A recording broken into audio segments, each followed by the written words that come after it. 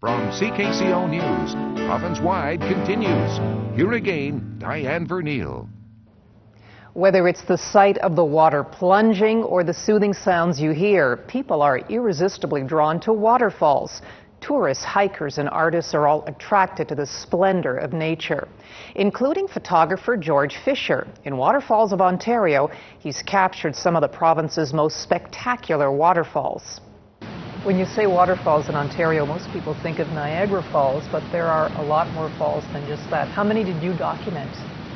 Well, I think I took over 5,000 shots of 80 waterfalls, so I had a lot of doubles and triples, but most people think there's just Niagara Falls.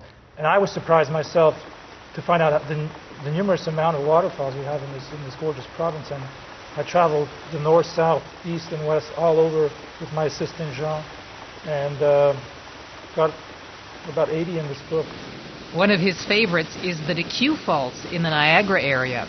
I remember getting really down close to that waterfall. I had to climb over some fences. A lot of the waterfalls that I had to go to, I had to climb fences, and I would tumble down and get to the bottom somehow. I remember standing the tripod into the waterfall, very close to the water, and setting a very long exposure and getting this blue streakish effect, very silky effect of that waterfall. That's one of my favorites. I think my favorite is the Washboard Falls. Washboard, yes, Washboard was one of probably the most interesting ones to photograph, because obviously the name Washboard describes the waterfall. It looks like a washboard. So it was very difficult to get to, though, because I had to climb behind another waterfall. I remember my assistant Jean saying, don't go, you're going to kill yourself.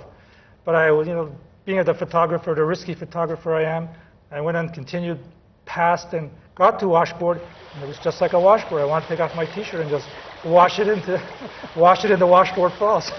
I think one of the most striking photos is the Rideau Falls. Yep. Rideau Falls was one of the last ones I did on the book. It was the last section. I did the northern part, the southern and the western part, and then finally got to the eastern part. There were only 2 waterfalls there that I wanted to do, and everybody knows Rideau Falls, but not everybody knows how to photograph it differently, and that's what I was trying to do. So again, I hopped the fence, and I got low down beside an outcropping, and I remember taking a long exposure, probably around 10 seconds, at f/22 for all you technical people. And George, are all these waterfalls accessible? I mean, did you find yourself hopping fences, like you say, or going across private property? Well, they're all accessible if you follow the directions that Mark Harris has in his book. Anyone can go up by car and park and walk, and there's usually a viewing terrace for the waterfall. So almost all these photographs, I was wearing gaiters, and I was either in the middle of the river overlooking the precipice, or I was on the other side of the waterfall, and it was all coming at me.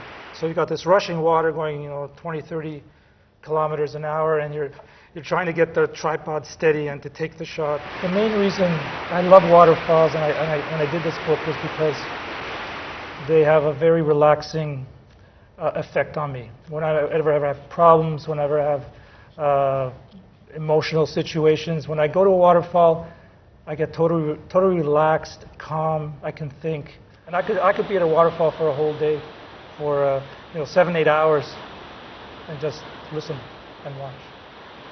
And once again, that guide is called Waterfalls of Ontario, with photographs by George Fisher and text by Mark Harris. It is published by Firefly.